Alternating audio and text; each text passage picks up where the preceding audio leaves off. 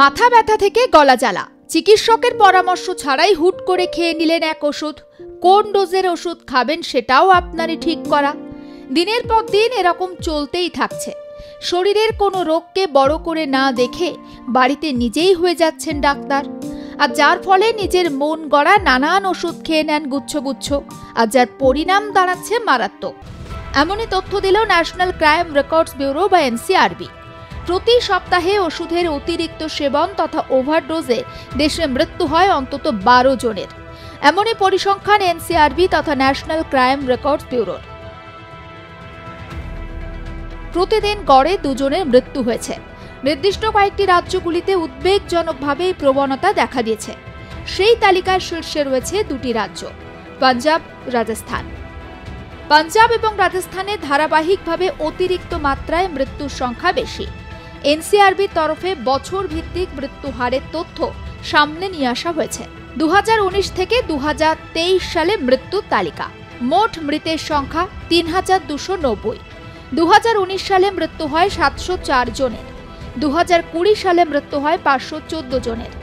2021 সালে মারা গিয়েছেন 737 জন।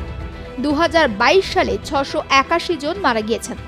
2023 সালে মৃত্যু হয়েছে 654 জনের। এনসিআরবির তথ্য বলছে, এই মৃত্যুর ট্রেন্ডটি কিশোর কিশোরীদের মধ্যে ক্রমশ বাড়তে দেখা যাচ্ছে।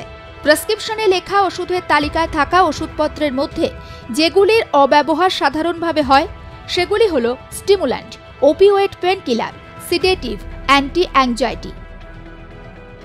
2019 থেকে 2023 মধ্যে 2020 সালে ওষুধের ওভারডোজে মৃতের সংখ্যা সবথেকে কম ছিল।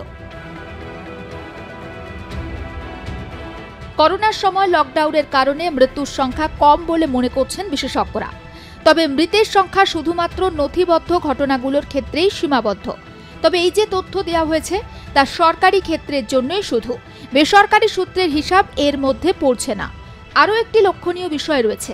এনসিআরবি এটি স্পষ্ট করে জানায়নি ওষুধের মাত্রাতিরিক্ত সেবনে মৃত্যুর ঘটনাটি কোনো নার্কোটিক তথা নেশার উল্লেখ রয়েছে কিনা। এমন ধরনের উপাদান মিশ্রিত ওষুধ নাকি প্রেসক্রিপশনে লেখা সাধারণ কোনো ওষুধের ব্যবহার জড়িত। তবে বিশেষজ্ঞদের মতে এই ধরনের ক্ষেত্রে সাধারণভাবে পেনকিলার জাতীয় ওষুধ বা স্লিপিং পিল তথা ঘুমের ওষুধ সেবনই দায়ী।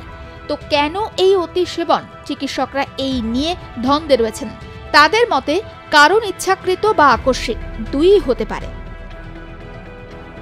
ব্যুরো রিপোর্ট, আর প্লাস নিউজ।